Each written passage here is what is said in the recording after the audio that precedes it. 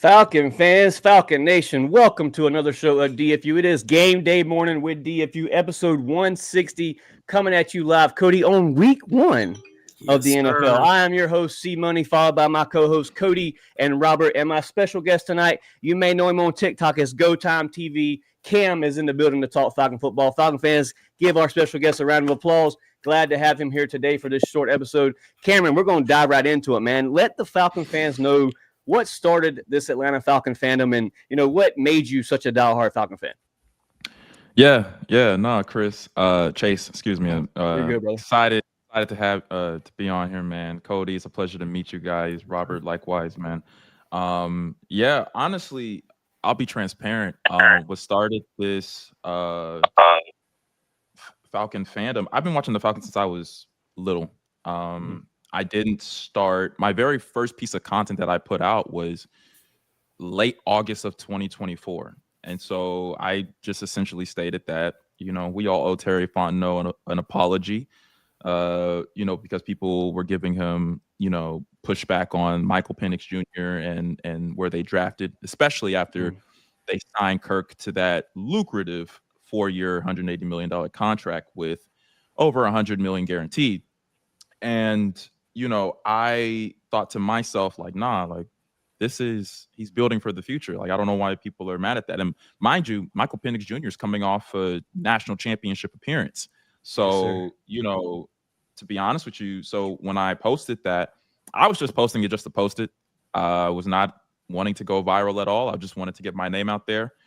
And so I'm at dinner with two of my friends. And as I'm just looking at my phone on TikTok, just just the notifications just started going off. And so I was like, wow, I could really talk about this, let me get going. Because originally I was just planning to do basketball content. That was it. In case y'all don't see the Michael Jordan picture in the background, but I was originally planning just to do basketball content, just cover the Hawks, any NBA, college basketball stuff. But I was like, no, I want to come outside my comfort zone. And then boom, here we go. Falcons. So been covering the Falcons for a year now. And God has blessed us to have a very, sizable community. I say this with respect. I'm not trying to go viral. I do like that, a lot of my videos have had reach, but if it wasn't for, the preparation, then people like Chase wouldn't have reached out. I wouldn't have come across Chase. There are other Falcons content creators that I wouldn't have come across. And so, again, Chase, just to be on this platform, man, I don't take it for granted at all. And I appreciate you for, wanting to consider me enough just to have me on, man. So I'm excited to get going. First game day of the season. Yes, and I'm excited to hear from you, Chase, Cody, Rob, about our expectations this year. So yes, sir.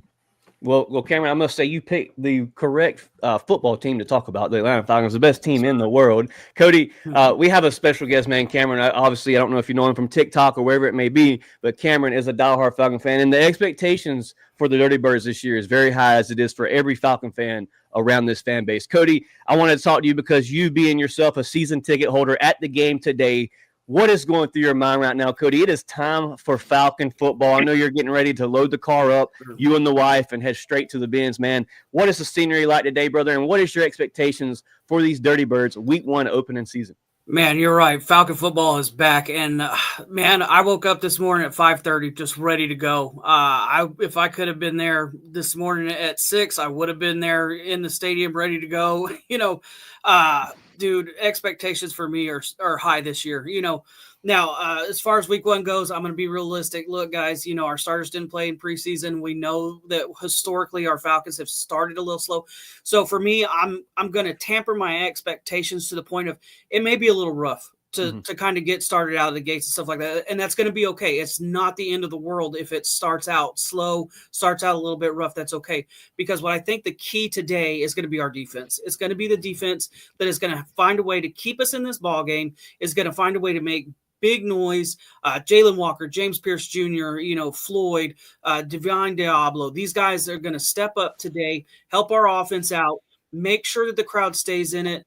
But, man, for the season, expectations are high for me. NFC South champions should be it's going to be a battle. Don't get me wrong. We all know Tampa Bay does, right now is kind of – they find ways to win games that they shouldn't. They lose games that they kind of shouldn't. They kind of do kind of what we do. But, man, I'm expecting this thing to kind of come down to the wire. But, man, I'm just so ready for Dirty Bird football today. Yes, sir. I think every Falcon fan that I've reached out to this morning or in the past day is just ecstatic about this matchup and the chance to, initially go on top of the NFC South. That is something that the Falcons did a lot last year. They ended up really – the Tampa Bay Buccaneers gained that traction towards the end, and it wasn't because Tampa was that good. The Falcons initially gave that lead away. So that was a sad thing to see. But, Cody, it all changes now. The chapter is turned. The new season starts today. Robert, what's going on, man? It's been a minute since we've had Robert on the podcast. Busy guy right here, man. Pulling hours at work. Robert, we're glad to have you this morning on game day kickoff. What's going on, man? How are you feeling about this matchup against the Tampa Bay Buccaneers? I'm optimistic. I think that, and like Cody said, we may start out a little slow today. Just try to find a rhythm, which, that's typical of opening day anyway. But, honestly, I'm optimistic. I think that we've got a good chance to pull this one out today, get a good jump on the division early. And honestly, I think that as far as offense goes today, I think it's going to be about ball control, running the ball. I don't think we're going to be one-dimensional. Somebody said we were going to probably run 80% of our offensive plays. I don't think it's going to be that one-dimensional. I'm probably looking about 60-40. I think a lot of the early passes are going to be probably out of the backfield, to Bijan and Tyler, short routes for the receivers. And, if it works and the defense holds strong, then I think we're just going to open it up a little bit and just bomb it out of these guys, air it out. So, Robert, that brings me to my next crucial topic for this morning's show. I want to start with Cameron on this, and we'll rotate around the table to Cody and then you. There's been a situation that hit the Falcons very hard over training camp. Caleb McGarry, your starting right tackle, is no longer available this season. He will officially be out for the entire season. Cameron, this means that right tackle Elijah Wilkinson has big shoes to fill when it comes to the passing game. We know Elijah is a dominant run game because we've seen it back in 22 with Tyler Algier and Caleb Huntley. That scheme with Arthur Smith thrived in the run game. So, Cameron, my question to you is, what are the expectations for right tackle Elijah Wilkinson? Does he fit in well? Do we start off, like Robert stated, a slow run game? You run the ball, you get some play action initiated in that, opens up the passing game. Just your overall thoughts on Elijah Wilkinson starting at right tackle, and what is your standpoint on the move for right tackle Elijah? Yeah, that's a great question. Elijah Wilkinson, this is a guy who he's not in his first stint with Atlanta. This is his second stint. Talking about someone who's familiar with the type of offense. Obviously, different offenses between Arthur Smith and Raheem, but he's no stranger to Atlanta. However, this is his first start at right tackle since October 17, 2021. Yep. That was 4 years ago. But I think he uses that to his advantage because he has played every position on the front line except center. Mm-hmm. So I think that's one reason why, Raheem, everybody brought him back, because he was very versatile. And I think that's one of his biggest strengths. Now, in terms of expectations, off rip, he's a third stringer. So when you're third string anything, there's not really a lot of expectations for you. But I do expect him, the way Bijan was talking about him, in training camp, he was saying like, man, Elijah's a dog. And I'm like, well, Bijan said, who am I? Like, I'm not there. Like, I'm not in the locker room.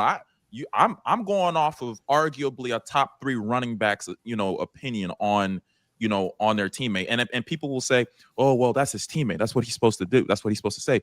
Yeah, but if it's coming from Bijan, who is not just your average running back, why wouldn't I take that seriously? So to Rob's point, none of those starters played in preseason, which I kind of wish they did. And I'm saying that they had to play the whole game. But I definitely wish they would have played a little bit in the preseason to get their feet wet, to have that chemistry together coming in, into today's game. But I am expecting Elijah Wilkinson to produce the words that came out of his mouth. Next man up mentality. Because, Storm Norton who's their second stringer. He's out with an ankle injury. And Caleb McGarry, he's out for the entire year. So my whole mantra, throughout this preseason throughout the preseason, ever since Caleb McGarry was out, next man up mentality. At the end of the day, I think it's pretty cool that Elijah Wilkinson may not have the expectations as the best or the top right tackles in the league. Why? Because a lot of players that we've seen in the past, whether they're on the Falcons or in the division or in the league, a lot of players who haven't had the most expectations put on them are the players that succeeded the most. So if I'm someone who, like Cody, who's going to the game today, I'm taking a huge look at Elijah Wilkinson because, yes, he hasn't played right tackle in over 4 years almost. And so, but he's also someone who's proven on the front line, who's someone who's versatile and who's very instrumental in their rushing attack in 2022. So I have no issues with Elijah Wilkinson. And it may be some growing pains, like everybody talks about with Michael Penix Jr. It may be growing pains. But I believe in him. I believe he can truly protect the blind side of Michael Penix Jr. But yeah, it's next man up mentality. So yeah, those are my thoughts. Absolutely. Cody, you obviously being the former offensive lineman back in your football days in high school, college. Cody, how do you feel about the right tackle, Elijah Wilkinson? We've spoke about this last podcast. Today's the day, though. It actually happens today. You have a right tackle, and guys, that the Buccaneers don't have too much slouch of a pass rushing game. Right. Those guys can get after it just as well as the Dirty Birds can get after it. Real quick, Cody, before you answer that question, let's give a shout out to everybody that's in the chat right now. Avitz, the brother, or Abno, is there as well. Abno said, rise up.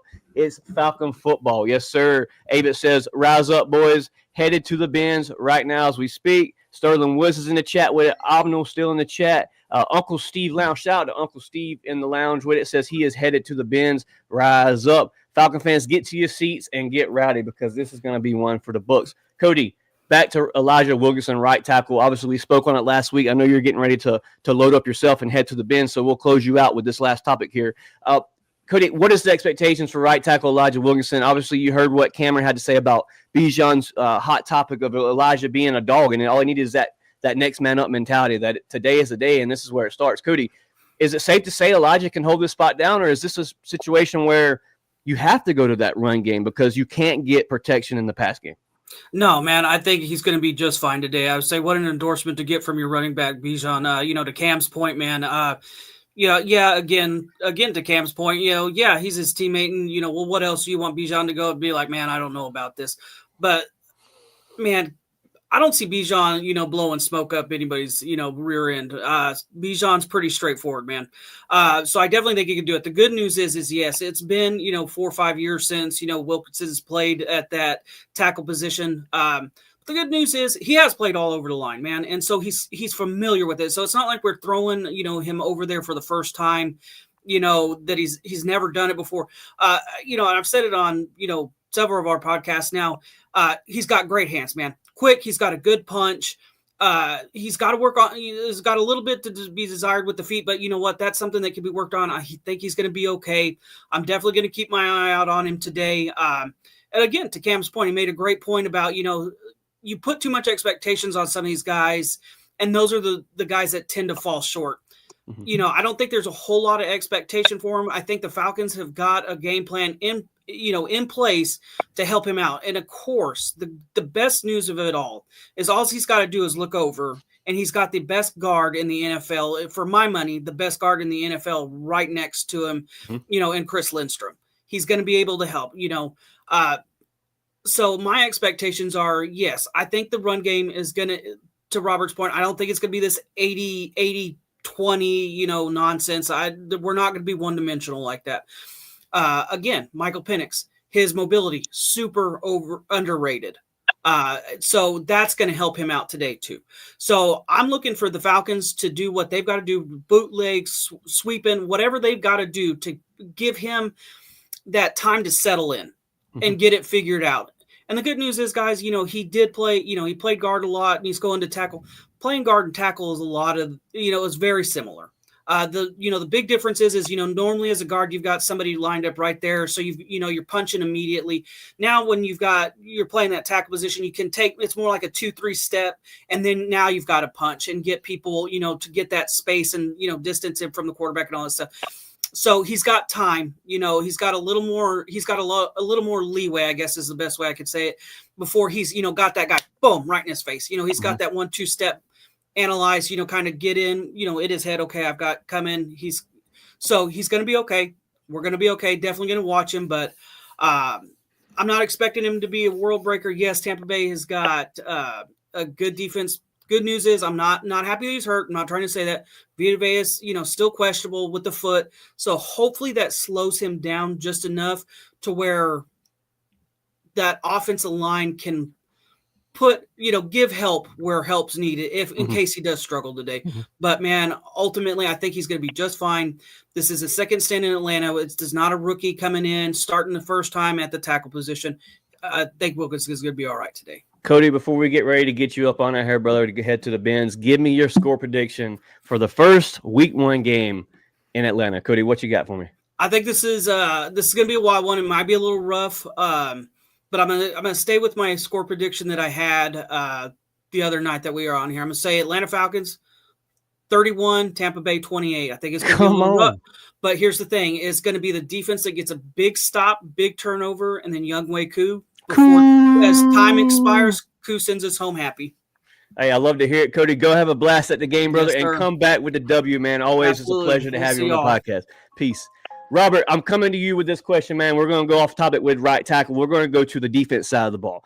Billy Bowman and Xavier Watts make their professional debut today.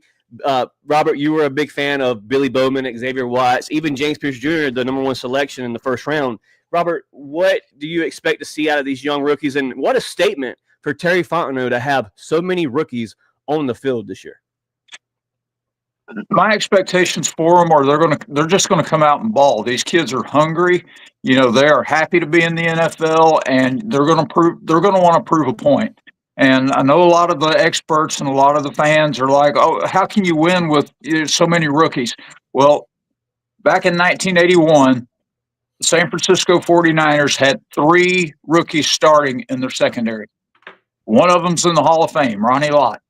And they won Super Bowl 16 and started a dynasty. Why not the Atlanta Falcons? Why not these kids? Why can't these kids step up? I think that you're going to see a lot of enthusiasm, a lot of hunger, and a lot of drive out of these young players. And, our first-round picks, Jalen Walker, James Pierce, I think that they're going to make Baker's life miserable today. Yes, sir. That's what I'm ready to see, Robert. James Pierce Jr. getting after the quarterback. Where does Jalen Walker fit in with this defense? Is he that QB spy? Is he that all-time edge rusher? You didn't see a lot of Jalen Walker at the linebacker position or even a QB spy in preseason. It was mainly edge. When he was in the game, it was edge. I don't know if that's something they were trying to teach, to learn. But Jalen Walker and James Pierce Jr., man, what a sight to see when it comes to Sunday football in Atlanta. I mean, Cameron, just your thoughts real quick on Terry Fontenot's overall draft this season. Obviously, Jack Nelson being the only draftee that is not starting today on this field. Cameron, your thoughts? First of all, man, Jack Nelson, he's going to be good. He's going to be good. I think it's just one of those things where I don't want to say be patient. I don't want to be too cliche, but I think that's just that's the bulk. Like Michael Penix Jr. was the 8th overall pick last year, and you know, he didn't become the guy, the starter until 3 weeks before the season ended last year. But to Rob's point, this defense on paper is probably one of the best defenses in the NFL. One of the best defenses in the NFL. And Rob said he made a good point. He was speaking on Billy Bowman and Xavier Watson. He was saying, you know, there are a lot of young guys. And gentlemen, within the next hour or two, I'm about to go to church. So I'm going to give you all the scripture from 1 Timothy. Yes, sir. It says, let no man despise thy youth. Yes, I know Xavier Watts. I know Billy Bowman Jr. I know they're young. I know they're rookies. Let me remind you, Xavier Watts had arguably the best season of his career at Notre Dame and was just starting in the national championship game against Ohio State. Nobody had those dudes making it when they played Georgia last year, when Jalen Walker was arguably the best defensive player on his team. Nobody had Notre Dame beating Georgia. Everybody had Georgia like blasting Notre Dame. Here we are today. And the defense in its outright. I'm looking at Divine Diablo. I'm looking at our linebacker room. Caden Ellis led the entire team in tackles last year, total tackles, 151 to be precise. He is him. He's going to be really good this year. I'm looking at Arnold Ebiketie. I'm looking at David Onyemata. I'm looking at those guys. I'm looking at Brandon Dorless. I'm looking at those guys. But I know all the hype is on James Pierce Jr. And Jalen Walker. The draft, to answer your question, Chase, the draft, I personally believe that the Falcons were one of the biggest winners in the draft. Now, we traded a first-round pick, next year's first-round pick for Pierce Jr., but I personally believe that is going to pay off. But I don't think we are giving Leonard Floyd the proper veteranship and coverage. I need to remind y'all, within the last 5 seasons, including the season where he won a Super Bowl with the Rams, Leonard Floyd has produced 8.5 or more sacks in the last 5 seasons.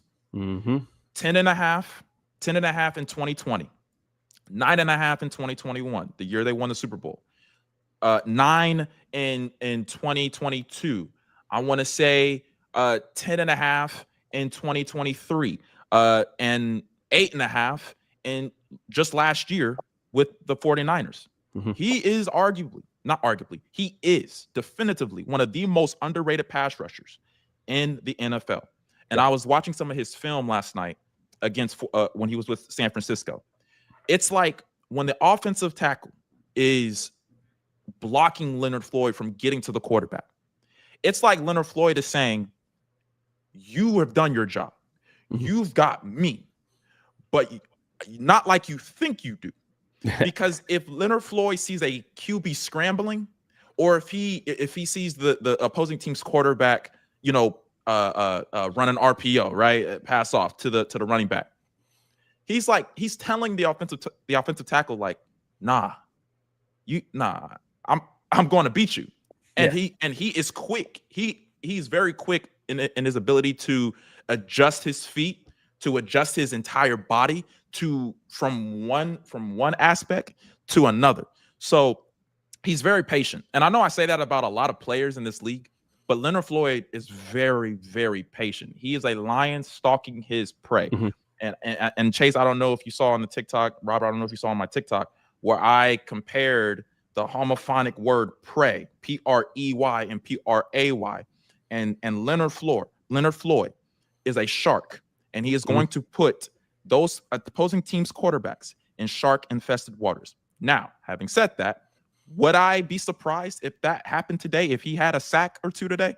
No, it wouldn't. But see, a lot of times when it comes to sacks, is that they happen when you least expect it. You know what I mean? And I wish they were like touchdowns, where that's the most occurring thing that happens throughout the game. But Leonard Floyd, I don't think I didn't realize this till a few weeks ago. I was like, I don't really think I understand how valuable Leonard Floyd may actually be to this team. Right. And again, I love our secondary. I love how Billy Bowman Jr. and Xavier Watts are going to learn from the best safety in the league in Jesse Bates III.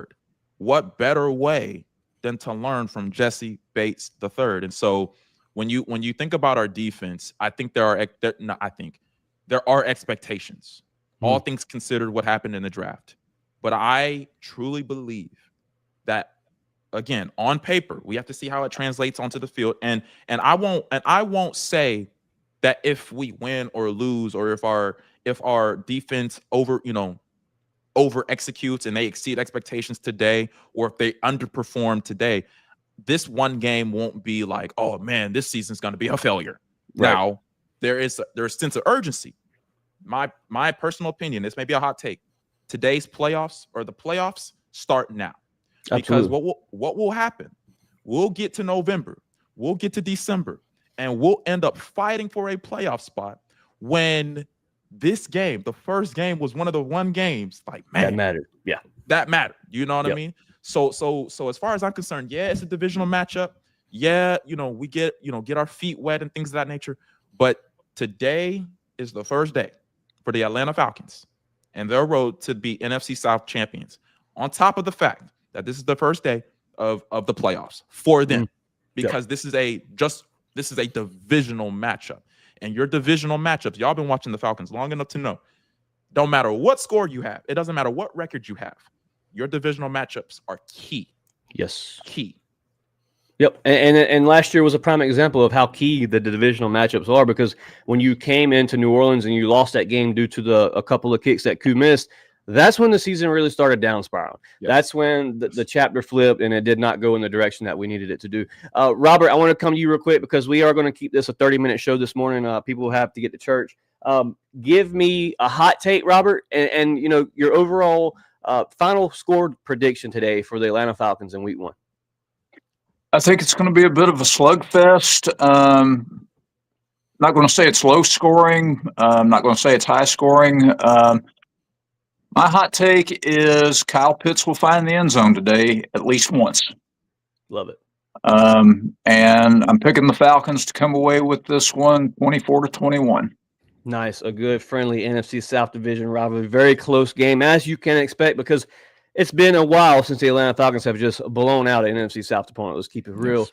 Cameron, give me your score prediction today, brother, and maybe a hot take for either offense or defense side of the ball. Yeah. Because I know we have less than 2 minutes left. Hot take first.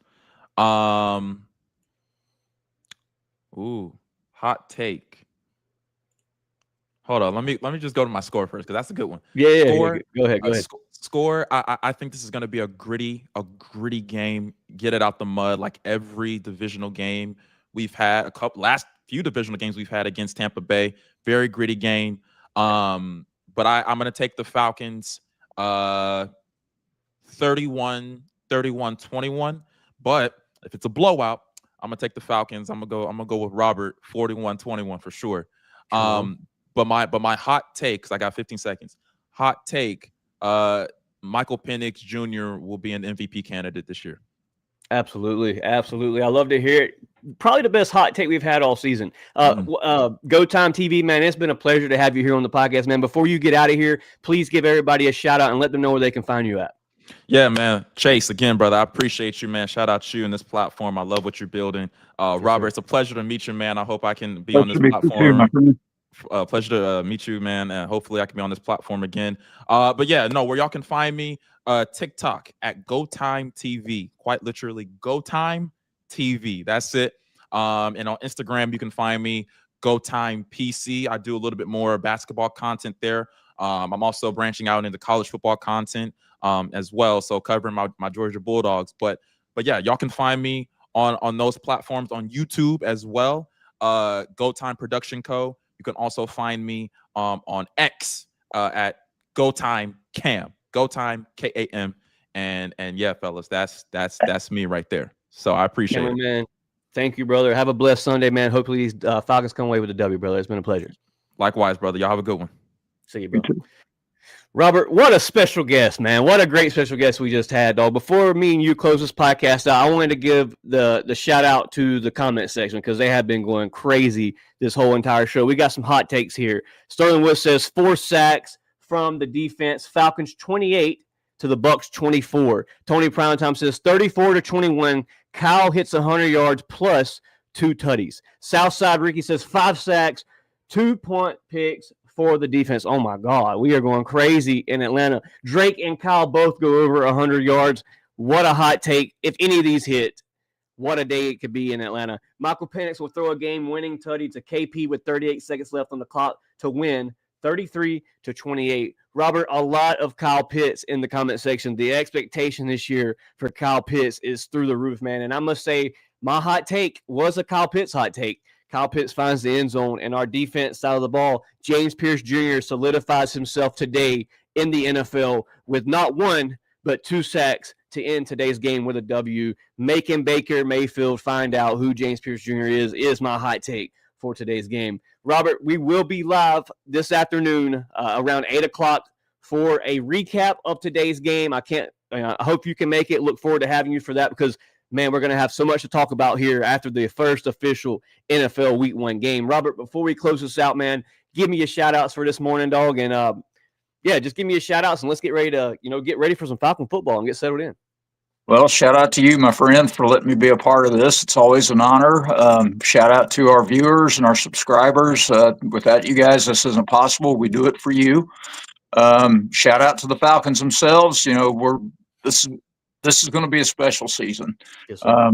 May not end with a Super Bowl trophy, but I think that we're taking that step, and we're going to see a lot of improvement. We're going to see a lot of things pay off, and just a step in the right direction. And as always, shout out to my family, Brianna, Peyton, Zach, and Christy. I love y'all. And as always, rise up. Rise up. You heard it here first from DFU, man. An exciting game to come in Atlanta. In less than about 3 hours, the Atlanta Falcons will have an official kickoff in the Benz. Avitz is there. Rick is there.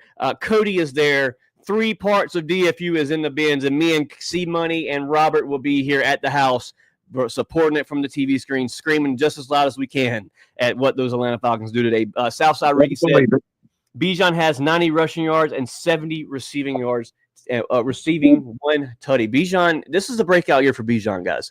This will be the year that Bijan is initially considered that top 2 running back, because I believe no other than Saquon Barkley, Bijan's that guy. Shout out to everybody over on the Facebook side of things. StreamYard no longer displays your comments, so I want to give a shout out to Miss Krista, Deborah, Crew Jones, Travis, Joe Andrew, and Antonio Stanton, and Caleb Tillman, and also our guy Brandon Keeler for tuning in over on Facebook side of things. And we appreciate you guys. Please, if you're part of Facebook, come join our family over on YouTube. Hit that subscribe button. Let us reach that 1K mark. We're right at 600, guys. As I said last podcast, why not us? Why not DFU? Why can't we be that 1K subscriber mark? Get us there, man. Without you guys, it is impossible. As always, I want to give a shout-out to my co-host, Robert, our special guest, Go Timetv, also my other co-host, Cody. Shout-out to all you guys. Shout-out to you, Falcon Nation, man. You keep this podcast rolling. You keep this young boy having something to talk about. So without you guys, this is not possible. I want to give a shout out to the wife and the kids over in the kitchen waiting for daddy to get in there to eat some breakfast. Shout out to the Atlanta Falcons for giving us something to talk about, man. It is football season, and it's going to be fun. Shout out to my guy, Robert, Cody, Rick, Avitz. Shout out to everybody, man. It's your boy C-Money and Robert from DFU, A-Town Down. Right.